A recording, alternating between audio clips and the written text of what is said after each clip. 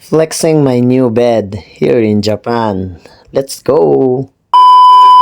Andito ka ba sa Japan? At katulad ka rin sa akin na sumasakit na yung likod sa putong na hinihigaan sa sahig? So ano pang hinihintay mo? Ang video nito ay para sa iyo.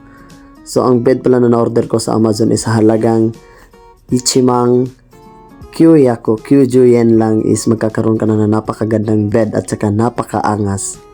So ito siya mga calls, ang sarap pa niya sa higaan. Ang ganda niya talaga kasi madali lang siyang asimbulin, kayang-kaya to kasi may free na siya na alin at may manual na rin at saka mga bolts and washers.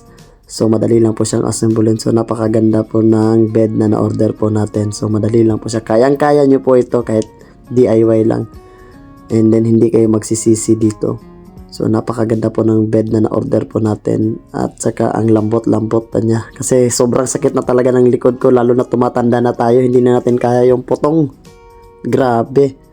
Pero apakaganda ng bed na na-order natin, tignan nyo naman yan, ang ganda-ganda, tuwang-tuwa na ako dyan. So ano pang hinihintay nyo? Order na mga calls, marami yan siya sa Amazon.